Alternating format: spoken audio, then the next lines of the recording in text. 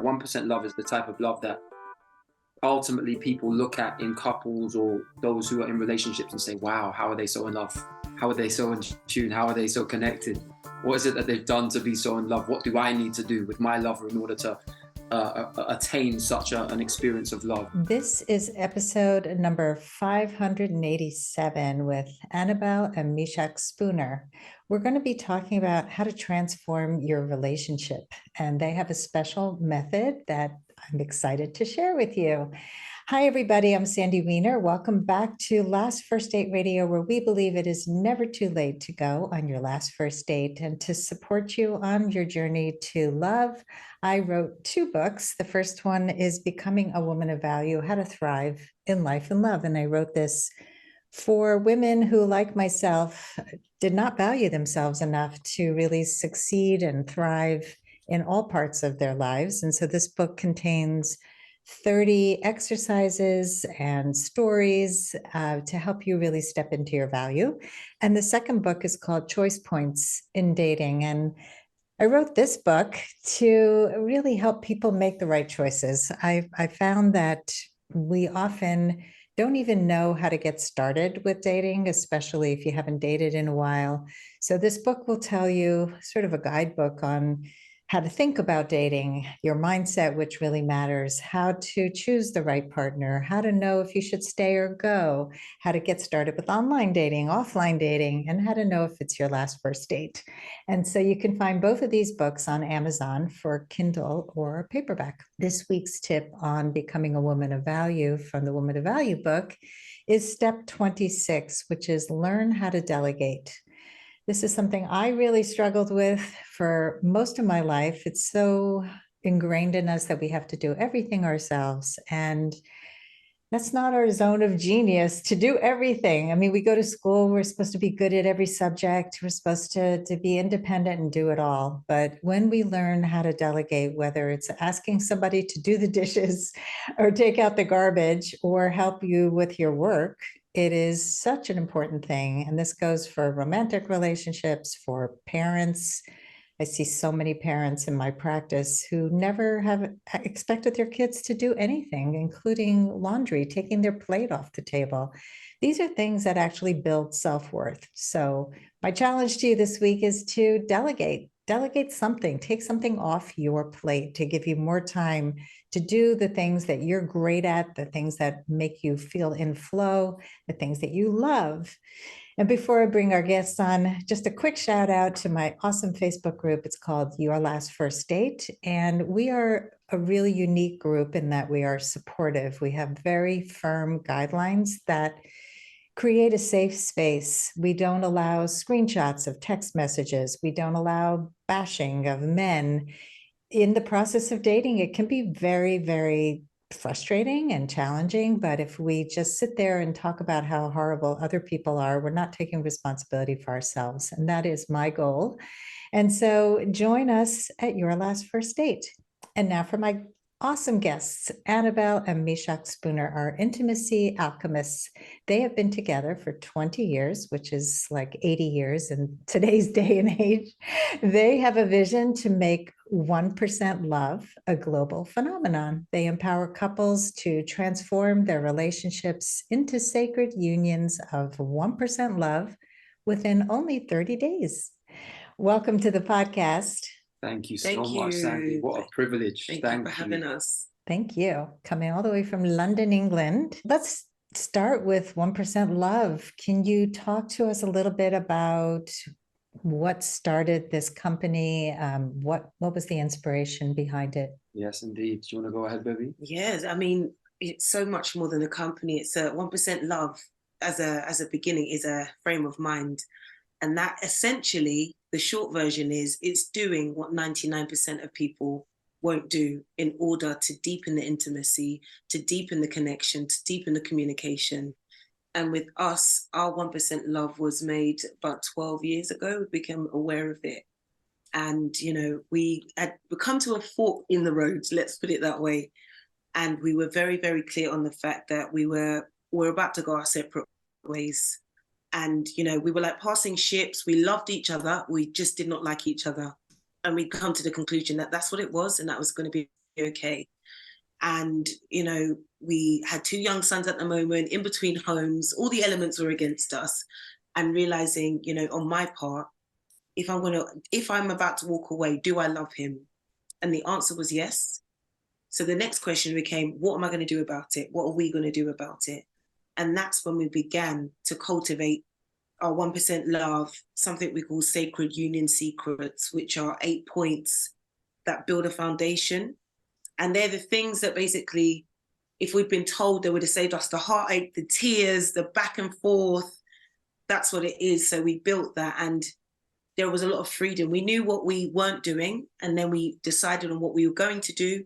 The freedom came, the 1% love came, and that was the result of the deep connection, the intimacy between us grew and grew and grew and has continued to do so. And I'll just give an addendum to that, and that is that 1% love is the type of love that ultimately people look at in couples or those who are in relationships and say, wow, how are they so in love? How are they so in tune? How are they so connected? What is it that they've done to be so in love? What do I need to do with my lover in order to attain such an experience of love? So that's my addendum to what Annabelle's just shared as well. It's such a beautiful thing. And so many couples actually do part ways, especially when you have young kids and things are really just not as sexy as they used to be. I think I was just listening to a podcast with Esther Perel, and she was talking to a couple who had lost their intimacy. They had kind of become people passing each other and, you know, getting practical things done, but you also need to really nurture the relationships. So if you could tell us some of the key principles that make up 1% love and how you help people to attain this beautiful level. Yes. Well, the first sacred union secret is foundation. And by foundation, what we mean is identifying your values, needs, and desires in order to be clear about your commitments. If you haven't identified what those values are, particularly your values and your needs and desires, then at some point down the road, and this is what we experienced, and this is what Annabelle touched on, somewhere down the road after the quote unquote honeymoon period ends, or after that conveyor belt of just excitement and enthusiasm that you don't really need to conjure or cultivate ends, you're left with, wow, what just happened? How have we ended up here?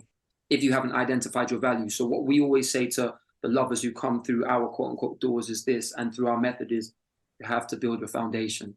And that is identifying your values, needs, and desires. It really all starts from there. Once you've created that foundation, that acts as the springboard to really enable you to cover all the bases in your sacred union, and enables you to really at will continuously deepen your intimacy, continuously deepen that connection, to have more fun and adventure with each other because you've contextualized what your sacred union is. And the best part of that first step is everything can go in there. It's such a beautiful place to have that open discussion. Actually, I don't like this, but I want this. This is important to me. Don't want to do that anymore. It's the kind of most beautiful, raw place to cultivate what's going to keep you going in your sacred union. So it sounds like the foundation is also really based in really honest communication and also self-knowledge, because so many people have no clue what their values, needs, and desires are.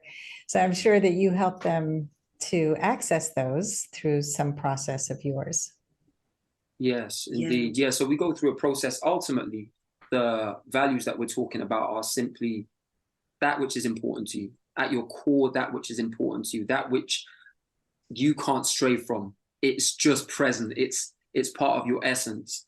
And we go through a series of sequences and exercises where you are able to trigger or identify what those values are, what those important points are. And between you both, you're able to see what the common denominators are, what the parallels are, what maybe the opposites are. And you can ascertain through that process as to whether you're actually meant to be, in inverted commas, meant to be continuing together, or whether actually this isn't going to work. It isn't going to work no matter how much we try, because my core value is XYZ and Annabelle's core value is XYZ, and they'll never shall the two meet. So that's the essence of how we go about exercising that and identifying that. And the other step we have, which comes more as a conversation, is knowing that you are enough, that you as a lover, whether, you know, before you're in a sacred union, that you're enough, because you cannot give away what you do not have. If you don't see yourself as lovable, if you don't see yourself as someone that should be communicated with, fun, attractive, the whole thing, how are you going to look for that in another person? We believe that once you know who you are, what makes you happy, then you share that, you merely share that with your lover, rather than making them the complete source of your happiness. Because we believe in our sacred union, we're living our two lives alongside each other willingly. I think a lot of people listening might think, well, we have to be all healed and perfect before we get into union. And I know that's not true. So tell us what you would say to that person. Self-work is an ongoing process. We're now 20 years in and we still dedicate time for self-care. You know, we still solo date. There's all of those things to continue to get to know yourself. So I think one thing that we drive home to the people that we work with is your sacred union is a practice. Your self-love is a practice. Being a communicator and being a good recipient of the information that you're hearing is a practice. So with that practice, you're less likely to have disagreements that end up in a devastating place. We welcome the disagreements and we actually reframe them as something we call opportunements. So they're an opportunity. Whenever you're having a disagreement with your lover, it's an opportunity to look at how are we communicating? What's causing coming up as a stoppage? So that whole thing of, oh, we don't argue anymore, that's absolute, in our expert opinion, rubbish. You still have disagreements, but you're taking on being a steward of being a good recipient, being an active listener, being authentic with your communication, and being active and proactive in, okay, we've had this disagreement, what are we now doing going forward based on those things? So that's what we would say.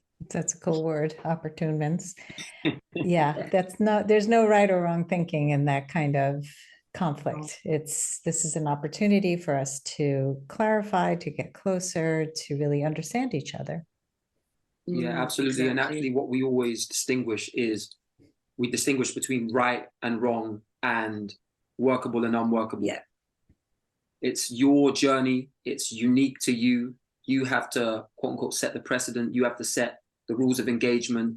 And as long as what you're doing and how you're being with each other works for you both, that's essentially all that matters. And it's also it's a malleable template. Because now, because you've built a foundation, everything is a practice and it's malleable. So you keep just using that same formula of it being a practice and it being malleable, and you pouring into yourself so you're able to pour into your sacred union. It's that it keeps working in tandem. Yeah, malleable is a very important word, because I think a lot of people think things are just set. You know, this is the way it is, this is the way I am, and that's it. And that speaks to a growth mindset. That speaks to something that's so essential for a healthy relationship. Tell us another of the key principles. The second sacred union secret is foresight. And what we mean by that is ultimately taking responsibility for your entire life, but honing into communication, taking responsibility for your communication and reframing your conversations as learning opportunities. So similar to what Annabelle was just referring to as looking at disagreements and reframing them as opportunities. But for instance, I like to use the analogy of being on the court versus being in the stands. So for instance, if you think about a tennis match going on, those who sit in the stands as spectators, no matter how many opinions they have, no matter how many ideas they have, they can't affect the outcome of the game. It's only the players on the court that can affect the outcome of the game. So when we're looking at taking responsibility for our communication, it is really us stepping away from all these stories and ideas that we have and all of this self-talk going on. And for instance, to give an example, Annabelle and I sitting down, me saying, baby, I want to have a conversation. I want to talk with you.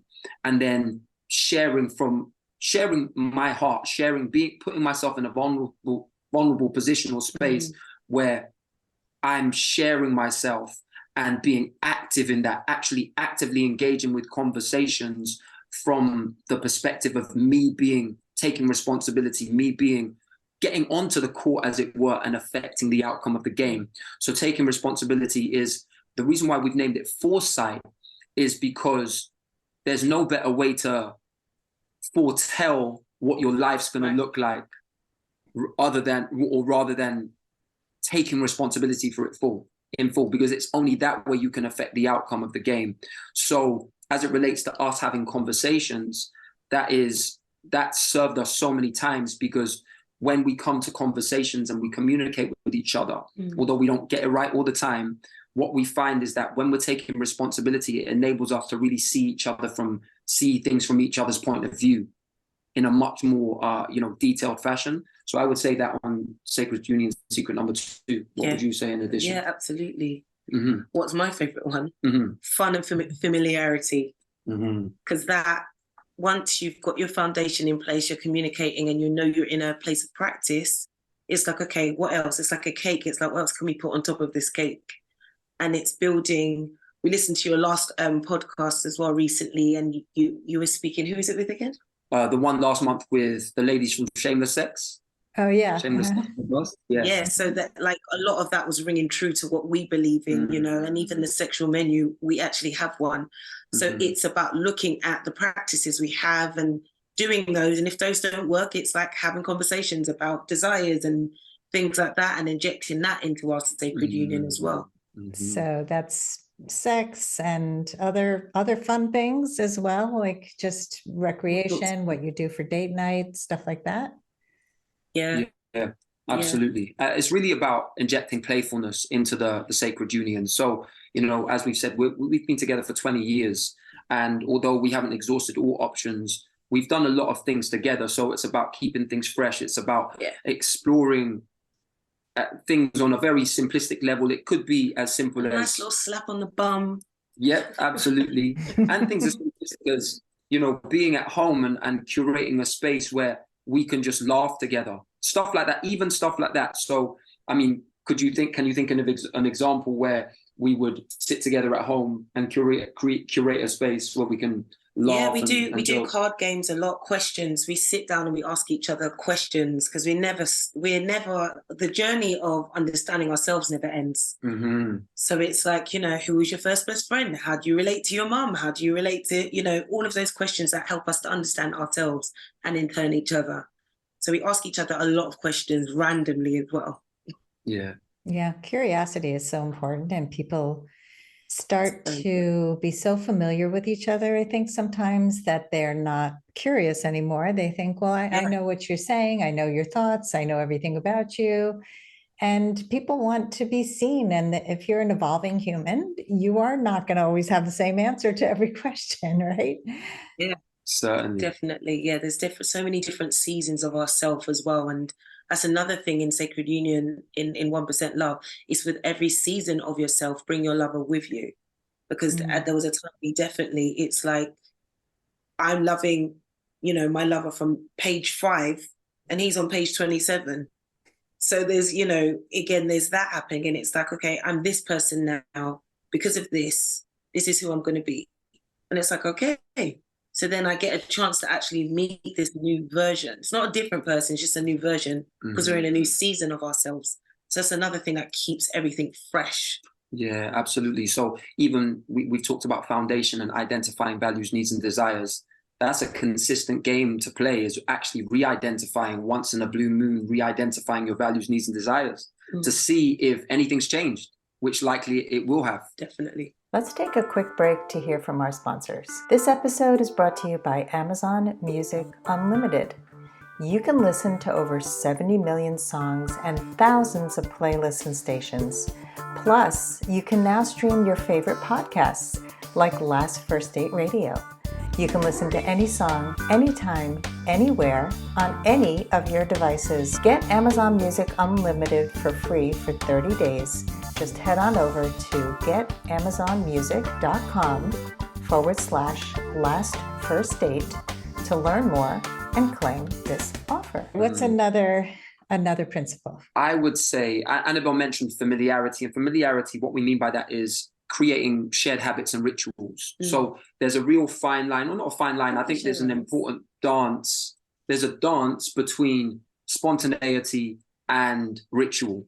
We want to have the spontaneous things going on in our sacred union. That's very, very important. But equally, we want to anchor ourselves with some shared rituals and habits that enable us to know this is the structure for the week. This is the structure for the month. We can always anchor ourselves and come back to that. So I think familiarity is a very important thing in that context. It's that familiarity of ritual and habits. So one of our rituals and habits is something we call bookending. So every morning and every evening, we say a mantra to each other, which is, I love you and we're on the same team.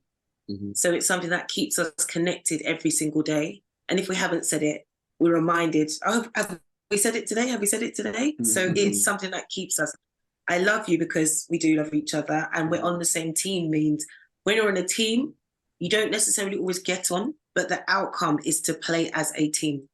So whatever goes on through the day, that keeps us. So we bookend the day, sandwiched in between that. I love you, we're on the same team to rise, and I love you, and we're on the same team last thing at night. And it's cute as well. It just feels, there's so many different ways to say it as well, which is really, really lovely. It's really helped us over the years. So much. Massively, because it keeps us dead center with the fact that even when we disagree with each other, even when we don't see eye to eye, that we're not opposition. We're not against each other. We're not attempting to win an argument or win the game at the expense of the other. And that's so, so important. Quite often we in relationships, we do have this antagonistic back and forth with our lovers, and we truly act, even if we don't think it consciously, we really act like we are against each other. And that is, it goes without saying that itself is a real Achilles heel. And I see so many relationships end because people don't know how to resolve things like that. But what you're also saying to me reminds me of a video series I just did that's on Instagram right now. It's about chemistry and compatibility. And you need the balance of both. And there's a paradox because compatibility is really about safety and security because you share the foundation, and chemistry is more about arousal and desire. And often we don't know how to make both work. We don't know how to make them coexist because we need the safety, but then it becomes boring in the desire side if you don't add that excitement and adventure. And so knowing how to do all these things that you're talking about really help to balance the chemistry with the compatibility.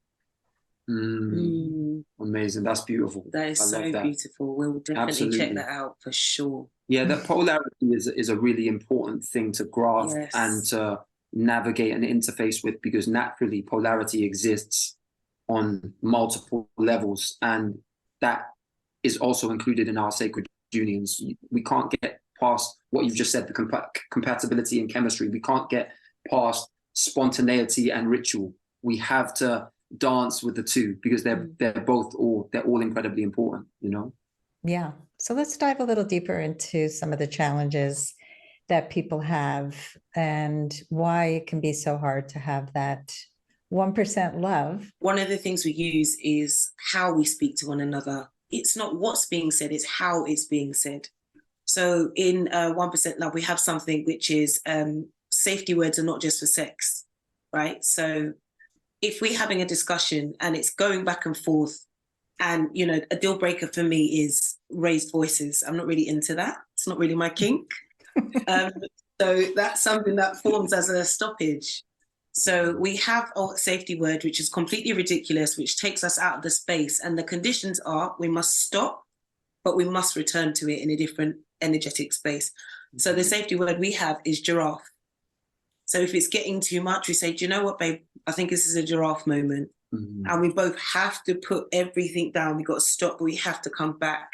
And that's letting us know what we are disagreeing about is important, but it needs to be done in the right energy. And it's something that can easily happen, especially if you're both passionate about what you're disagreeing about. So that's something that's important. And the practice of that is a lot of us weren't shown how to speak to one another. We haven't come from any examples of harmonious communication. So it's something we've had to build. And, when you're spoken to in a way that doesn't work, it's like, okay, well, how would I like to be spoken to? And what would happen if we were able to have the same discussion with a different energy? That's where that was kind of born from. So we're able to, again, it's a practice, because the first few times we did it, it took a long time for the giraffe to be accepted in the space. Yeah. Every so often, it creeps in where we have to really pull that giraffe by the reins. But it's, how we speak to one another is important.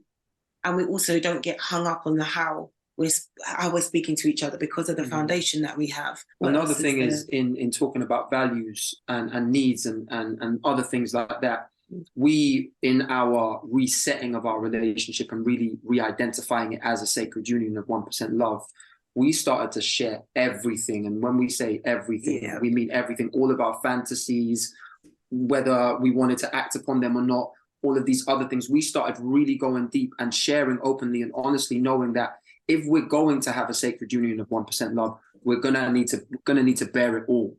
And that takes something. It obviously takes a level of trust between each other. It takes a level of vulnerability between each other in order to do that.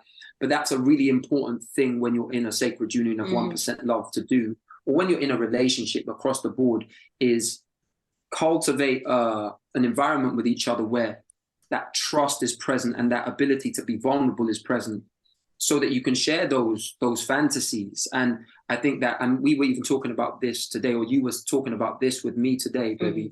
If you are in a relationship and you can't share those deeper fantasies, if you will, then what does that actually say about your relationship? Where does that leave you ultimately? If you can't, on a simplistic level, if you can't share. And I think that that's a lot of, when it comes to connection and intimacy between lovers in a relationship, there's a stoppage that comes because they're not sharing their full selves. So that's a very important thing to really dive into, is cultivating an environment and space with each other where you can feel comfortable enough to share, or at least you can share even if it is uncomfortable. And those are the very small moments that we talk about where intimacy is actually built. It's not built in we went on a date and we shared. It's in those moments and those decisions to, okay, I'm going to be a safe space for my lover right now. I am going to be brave and I'm going to share an intimate detail. Those are the moments that you don't forget. Those are the glue, and, the polarity of that is when people are coming to the end of their relationships, those little moments, they look back, it's the look they gave me over and over again. It was a negligence. It was the dismissal. Those are the little spaces in which the intimacy is actually broken. So it's in those little moments, in that decision to, I'm going to share, I'm going to be a good recipient, I'm going to ask a question. That's where the intimacy is built. And the sacred part of it is the fact that we have a duty of care over our intimacy with each other, that we renew over and over and over again. Yes, intimacy is definitely built on having those hard conversations, on really opening up. And I run this large Facebook group, and I see so many couples struggling with this, where they're in relationships where they don't feel safe to bring up hard things. And even when they do bring them up, they say it in a way that isn't 100% authentic. So we had an example of somebody who was in a relationship with somebody who's not taking care of his health. And it really upsets her. That's her profession. She's a health coach, and she loves everything else about him, but he's unhealthy, and he smokes, and he eats too much, and he doesn't exercise, and all these things. And so, how much do you ask the person to change, and how do you ask them for what you want? I like the question you asked before, like, what is this relationship to you? If you can't share these moments, what does it say about your relationship? And for a lot of people, they don't have the confidence to walk away. They don't believe there's something better out there. Maybe I'm being too sensitive, or there's something wrong with me. So can you address those kinds of situations? Yes. Oh my gosh, it's so multifold. But what I think about is, and it's something that when we're working with people to build their sacred union, we very much make it so it's very specific to them. But something I always kind of suggest is, I'm committed to my lover's growth of being a steward of their personal growth.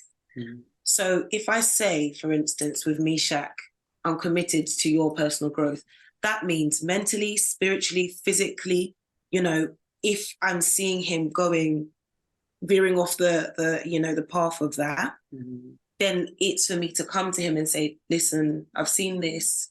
Mm-hmm. I don't believe this becoming with you, and do this. And maybe I suggest something that we can do together. Maybe I ask what's going on in that area. It's about that. So those things come from the foundation, laying the foundation of being committed to my lover's personal growth. And also that self-work of, okay, I'm committed to, I'm being my best self. It's the foundation now has been laid to have those sort of conversations. And in your sacred union, there's no reason why it shouldn't be one of the safest spaces that you have. With our relationship with our siblings and our friends, you know, there are conditions on it.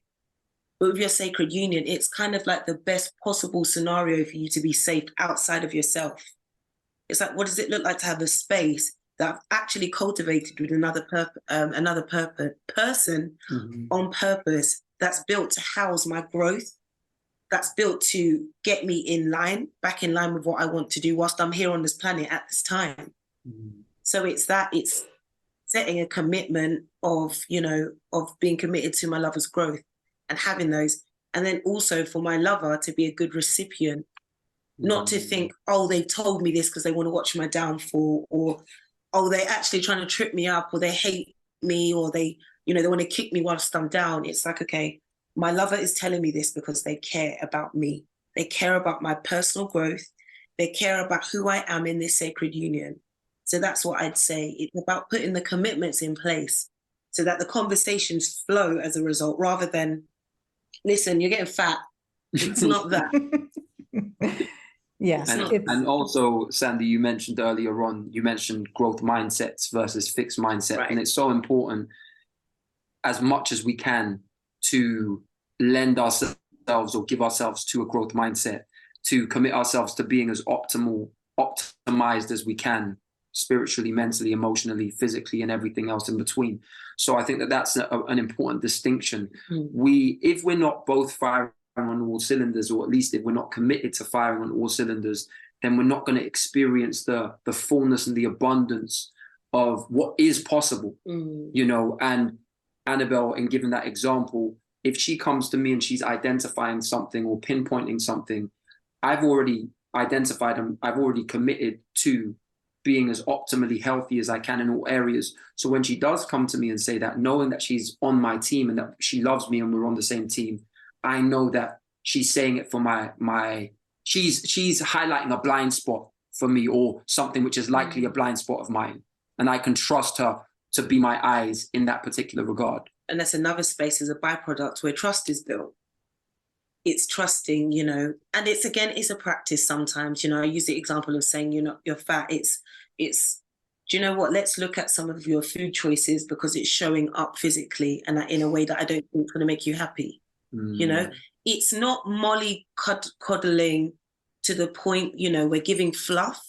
It's that straight to the point from a space of, I'm holding space for you because I care about you. It's that, the way you speak to your friends and your family isn't becoming of you. I don't think that's right. It's finding the ways. It's a practice. You're holding them to their highest self, really. Exactly that. 100%. Yeah. Is there anything that we haven't discussed? I'm sure that there's a lot, but if you want to share like one more tip about the 1% Lovers transformation method and how couples can get on this sacred journey. Yes.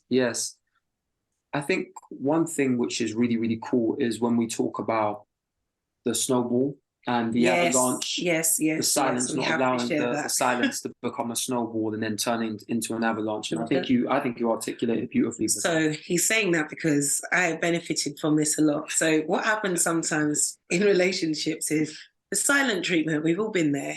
It's like you've said something, they've said something, you don't like it, and it's like, right, I'm gonna hold you ransom with my silence. What we do is we catch the snowball before it comes an avalanche. The snowball is the impact of something that's been said, And of course, if you allow that to snowball, it creates an avalanche, which nobody wants, because it's dangerous and, you know, we could lose lives out here. So it's about saying, okay, I'm upset about this thing. Let's put a pin in it and come back. So we acknowledging that there's something that isn't right, rather than expecting, and this can happen a lot, of, why don't you understand that you've upset me? You know, sometimes we just don't see it. Sometimes we don't miss it. We miss it. And it's saying, okay, I'm going to go and be upset about it, and I'm going to come back because we need to talk about this, and we need to discuss what's going on, whether it's me wanting you to hear me, whether it's, you know, wanting you to change something, and then we're going to create a course of action going forward. And quite often the snowball happens when we allow the silence to become, quote unquote, deafening, as it were. So rather than allowing the silence to elongate and expand to the point that we give ourselves more of an opportunity to start the negative self-talk and start being overly self-righteous and thinking, how can we win an argument when we next speak, and how can we justify that? Actually, let me give an example, a real life example. If Annabel and I have had a disagreement of some sort, and Annabelle's decided to go off. So if she decided to leave the house, now maybe she was always going to leave the house, but maybe she's gone at that opportune moment. And rather than allowing that silence to as I say, elongate and expand, I send her a text, or she sends me a text. And that text could be the very thing that needs to be done in order to break the silence and prevent the snowball from picking up speed and causing an avalanche.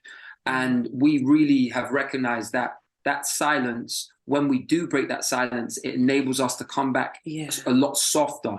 We come back to each other with a much softer energy and disposition, and we're able to really speak a lot more amicably from that space, as opposed to coming in without having broken that silence with a text message or whatever it may be.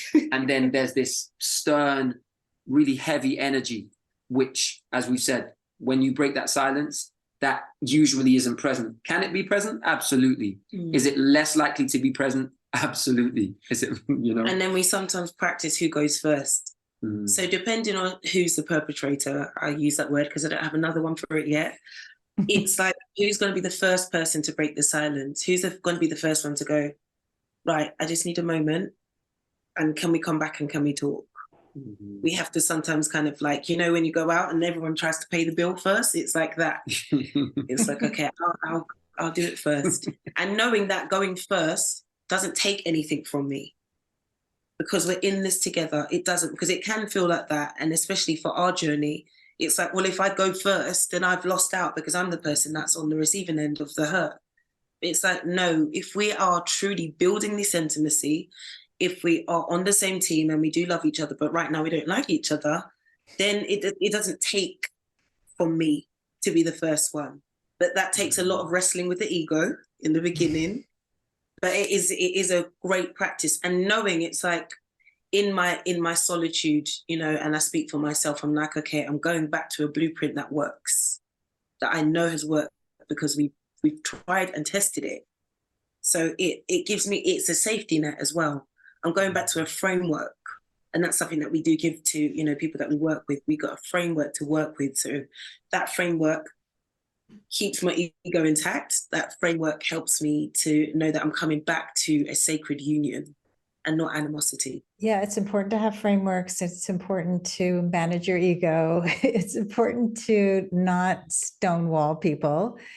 And I think just being able, I love the snowball and the avalanche, because that is what happens. It's those little moments, just as those little acts of kindness can help build a relationship, the little acts of these little mini abrasions can really destroy a relationship. And so catching them before they become bigger, knowing how to speak up, knowing how to self-regulate, that's a big part of it, how to come back and attune to each other, which is also something people don't know how to do.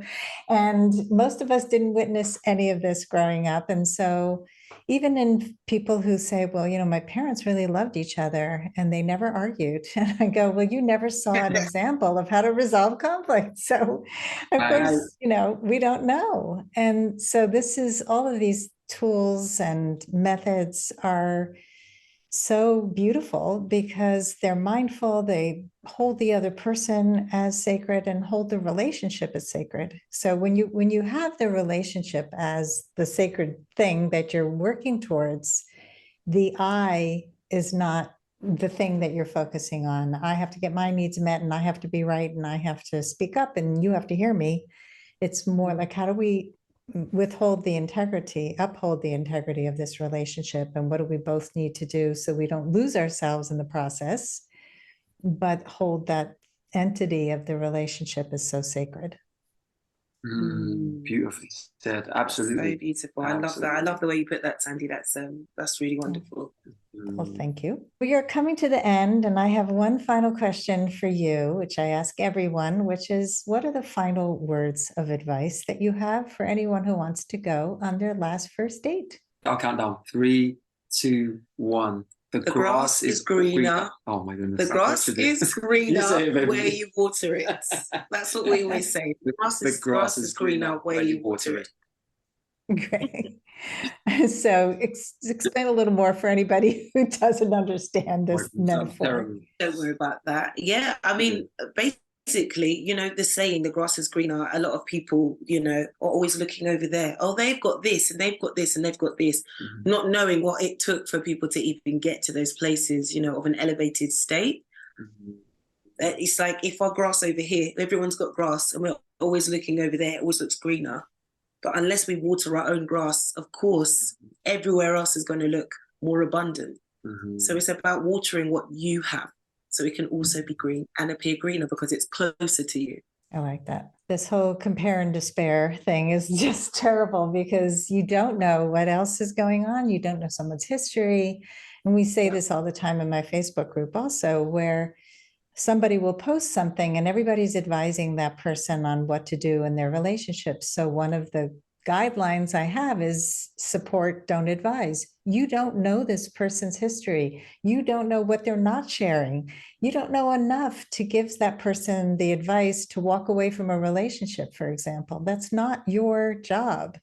You can be supportive. You can say, that sounds really hard. I can tell you what worked for me in a similar situation, but you cannot tell somebody what to do based on that their life is going to be different from yours. And so we really have to water our own grass and work towards these 1% sacred unions, which I think is just a beautiful thing. Share with us your website. Yeah, so our website is called The Spooner, or is thespoonerstate.com.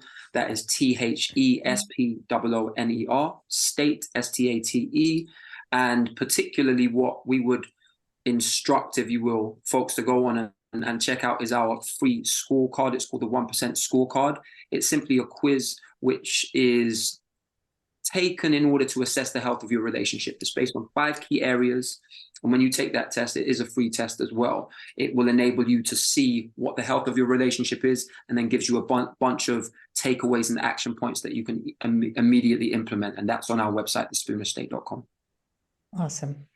Well, thank you so much, both of you, for coming on, for being a model for how to really elevate your relationship, how to sustain, maintain, grow, all the good things, and for helping so many people do the same. Thank you so much. Thank you for having us, Sandy. Thank you for your kind words as well. Yes, and thank you for what you stand for. So important, because we all need to be shown the way. So thank you. Yes. Thank you so much. And thanks everybody for listening. If you love our show, please give us a high rating and review on Apple Podcasts, share it with your friends. And as always, here's to your last first date. If you are ready to get unstuck, gain new tools, become more empowered, and finally find your last first date, I'd love to talk to you. Fill out an application to be considered for a complimentary half-hour love breakthrough session at lastfirstdate.com/ application.